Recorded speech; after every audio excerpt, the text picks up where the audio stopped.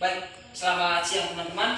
Terima kasih atas kesempatannya sudah mau terlibat dalam kegiatan diskusi hari ini. Kebetulan ini merupakan garapan kami dari program pendidikan guru penggerak mengenai tugas bodoh 1.4 bahwa aksi nyata yang kami perlu aktualisasikan kepada teman-teman. Itu yang pertama. Dan juga kebetulan materi yang kita garap hari ini tentang membangun budaya positif.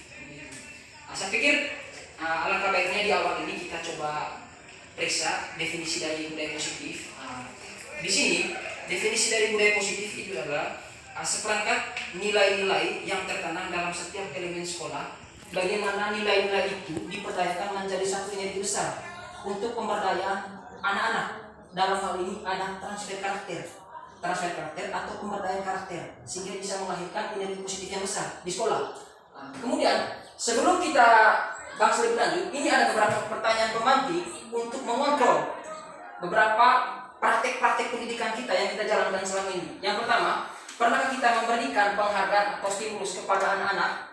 Yang kedua, pernah tidak Bapak Ibu menghukum anak-anak secara fisik dan akhirnya anak-anak kebal pada perilakunya? Yang ketiga, mana yang terbaik, menghukum atau memberi penguatan? Dan yang terakhir, aturan atau keyakinan. Dari situ nanti saya ingin mengajak teman-teman untuk melihat ada beberapa perubahan paradigma guru dalam kurikulum Merdeka Belajar saat ini. Yang pertama, yang di tanda merah ini merupakan rekam jejak kita yang pernah kita buat selama ini. Yang pertama, di stimulus respon, selama ini kita selalu mencoba mengubah pandangan orang harus sama dengan kita. Di kurikulum Merdeka Belajar saat ini, bagaimana paradigma ini harus bisa beralih ke sini, namanya teori kontrol. Kita sebut dengan berusaha memahami pandangan orang lain tentang kita. Artinya, ukuran kebenaran itu tidak dari kita, tetapi kita bagaimana menghargai orang lain menjadi satu aturan-aturan yang perlu dipertimbangkan. Yang pertama. Yang kedua, perilaku buruk selama ini selalu dianggap sebagai suatu kesalahan. Di teori kontrol, semua perilaku memiliki tujuan. Hanya mungkin cara kita melihatnya itu yang berbeda. Kemudian yang ketiga, orang lain bisa mengontrol kita, tetapi di sini diri sendiri saja bisa mengontrol. Begitu. Kemudian yang berikut, paksaan ada saat bujukan itu gagal. Itu sudah sering terjadi, sering kita gunakan di kelas ya. Paksaan ada ketika bujukan itu gagal. Nah, yang sekarang ini, bagaimana kita menciptakan kolaborasi, konsensus, dan menciptakan pilihan-pilihan baru. Artinya di situ ada kita membangun ruang demokrasi di kelas ya, membangun ruang demokrasi. Kemudian yang terakhir, model berpikir menang kalah. Nah, sekarang yang terjadi adalah model berpikir menang-menang. Menang-menang maksudnya begini, dia juga harus bisa merdeka jiwanya, merdeka juga pikirannya terhadap persoalan yang dihadapi. Artinya tidak bisa gunakan sudut pandang kita untuk menyelesaikan satu persoalan. Dia juga harus diperdayakan. Artinya dia juga harus menang, baik secara persoalan, pikiran, ataupun secara psikis, sehingga nanti tidak ada efek jangka panjang mengenai kerusakan mentalnya dia. Itu.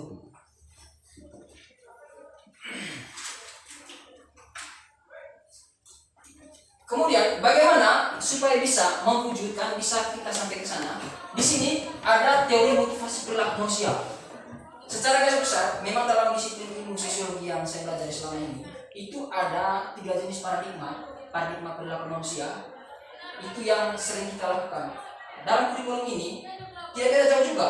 Motivasi perilaku manusia itu secara garis besar dibagi menjadi 2. Yang pertama, motivasi eksternal, itu yang datang dari luar, mempengaruhi individu atau subjek. Dan juga yang kedua, motivasi internal, dari dalam untuk keluar. Sekarang yang banyak terjadi selama ini itu seorang individu, seorang murid itu lebih banyak diserang oleh motivasi internal. Katakanlah siswa, eksternal. Katakanlah siswa, kita lebih jejali mereka dengan motivasi eksternal yang datangnya dari luar. Iya kan? Begitu. Sehingga kita bicara tentang disiplin aturan. Mereka bisa saja begini, mereka taat pada aturan itu karena menghindari yang namanya hukuman. Yang kedua, untuk mendapatkan rasa aman. Begitu. Yang kedua, untuk mendapat imbalan dari orang lain, penghargaan. Iya ini bagus, hebat, tetapi ini kan tidak diberdayakan nilai-nilai positif dalam diri karena tekanan dari luar lebih kuat. Tugas kita sebagai guru saat ini, kita garap poin ketiga ini yang harus lebih banyak. bagaimana pemberdayaan karakter seorang itu muncul dari dalam. Sehingga nanti ada efek jangka panjang. Dia disiplin, dia jujur, tidak hanya berlaku pada saat dia ada di SMA, tapi ada jangka panjang. Kapan saja, gitu. Ini yang mendukung nanti profil pelajaran Pancasila kita ke depan. Poin ini. Saya pikir untuk ini, praktek-praktek 2 poin ini di motivasi eksternal, saya pikir untuk kedepannya kita agak kurang sedikit meminimalisir. Ini yang perlu kita perdayakan. Begitu loh.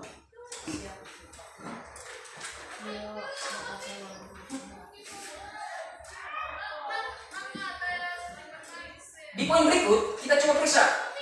Selama ini, praktek-praktek pendidikan di setiap satuan pendidikan itu selalu upaya untuk mendisiplinkan anak-anak lebih banyak menggunakan istilah aturan. Tetapi sekarang di kurikulum Merdeka Belajar, bagaimana aturan itu tidak ada beban psikologis bagi anak. Kita ganti dengan istilah keyakinan kelas. Keyakinan kelas. Karena apa? Kalau kita baca tentang definisi aturan, aturan itu kan seperangkat aturan yang mengatur tingkah laku masyarakat yang sifatnya itu memaksa. Memaksa ya? Contoh, di poin pertama, selalu kembalikan buku pada tempatnya. Selalu kembalikan buku pada tempatnya. Di sini tabarannya, karena ini kan ada efek untuk psikologi anak. Di sini yang tepat tanggung jawab. Tanggung jawab. Kalau kita ajarkan tentang tanggung jawab pada anak-anak, saya pikir ini kita tidak perlu, karena sudah ada dasarnya di sini. Kemudian dilarang mengganggu orang lain. Mungkin yang lebih halus, kita gunakan istilah menghormati orang lain dan diri sendiri. Kemudian hadir tepat waktu, kita gunakan istilah disiplin. Kemudian bergantian dan menunggu giliran. Di sini kita gunakan istilah menghormati orang lain atau kesabaran. Dilarang menggunakan narkoba. Istilah yang kita pakai adalah kesehatan itu penting, gitu. Kemudian jangan berlari di kelas. Mungkin istilah yang kita pakai apa? Jaga keselamatan. Hal-hal seperti ini yang perlu kita tumbuhkan di kelas, begitu. Sehingga nanti anak-anak sadar bahwa dengan poin-poin ini nanti nilainya otomatis muncul. Kalau ini tidak, secara terpaksa. Sama seperti begini teman-teman. Kita bawa motor, kita pakai helm. Kita pakai helm. Jujur atau tidak, termasuk saya satu. Saya pakai helm. Saya menggunakan helm itu karena saya takut polisi. Betul. Atau takut teguh. Bukan karena kesadaran. Tetapi bagaimana paradigma itu kita rubah sehingga bisa memunculkan nilai-nilai baru dalam diri. Sehingga kita tidak bisa melihat lagi aturan itu sebagai bentuk paksaan, tetapi sampai yang muncul menjadi energi baru dalam diri.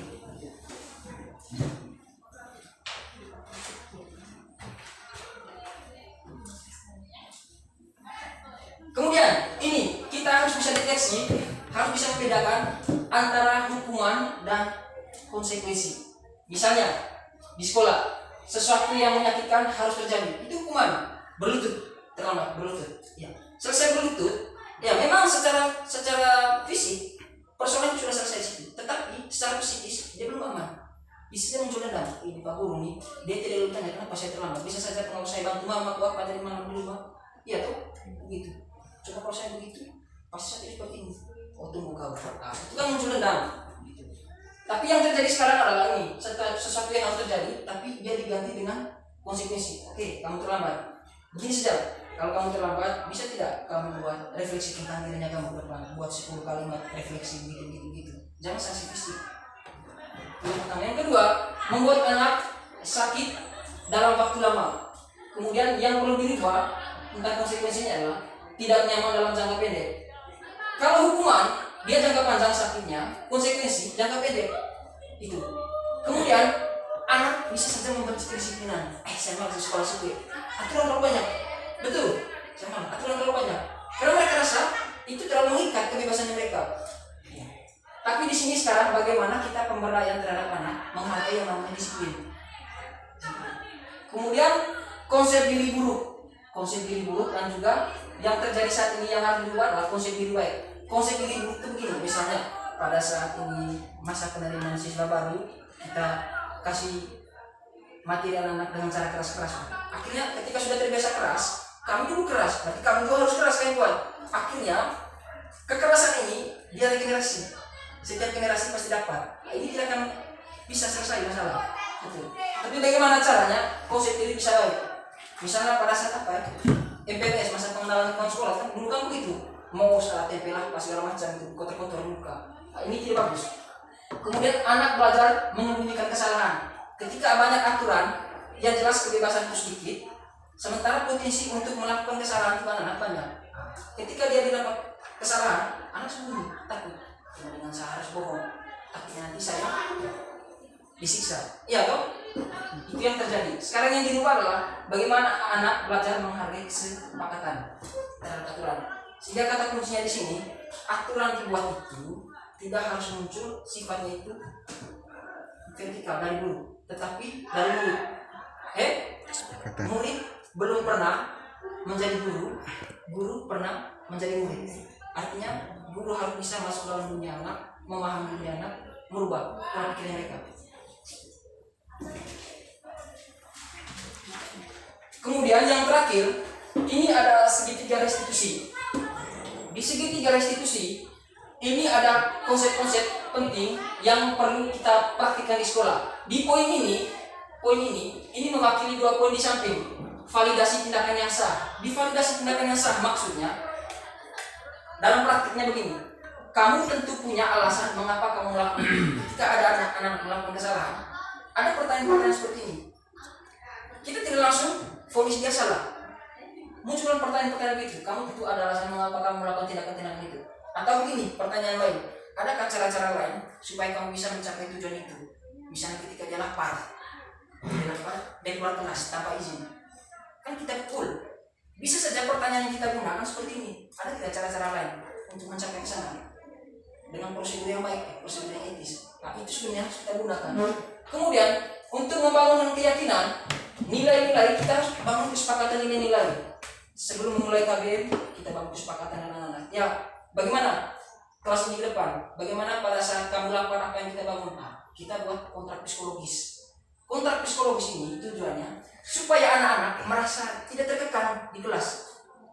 Bayangkan kebebasan mereka itu diikat selama 1 jam pelajaran atau 2 jam pelajaran 90 menit. Itu. Mau keluar saja karena lapar takut guru. Itu tidak boleh. Nah, sebelum sampai ke situ, kita harus bangun kesepakatan atau membangun nilai-nilai nilai kesepakatan. Kemudian menstabilkan identitas. Ketika ada anak-anak yang melakukan kesalahan, kita tidak boleh bilang begini, memang kau orang tua tidak ajar tuh. Misalnya begitu, kau lingkungannya kau barang bagus. Ketika kita serang secara psikologis dia seperti itu, bisa saja dia kehilangan identitas. Misalnya tidak dihargai di sekolah. Saya dicap seperti ini. Pertanyaan yang perlu kita gunakan untuk menghindari hal-hal seperti ini, harus melakukan pertanyaan-pertanyaan seperti ini, pernyataan-pernyataan begini. Adik, begini, setiap orang pernah melakukan kesalahan.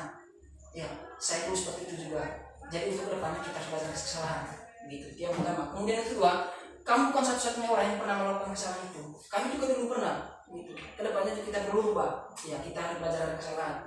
Poin-poin ini yang perlu kita lestarikan dalam segitiga restitusi. Kita tidak terus meneruskan yang salah. Kalau kita tidak mampu merubah paradigma di poin pertama yang saya sebutkan tadi, maka kita bukan dibuka kepada anak-anak. Ya. Sehingga nilai-nilai tidak akan pernah muncul. Saya pikir itu saja materi yang saya sampaikan pada hari ini. Terima kasih. Saya kembalikan.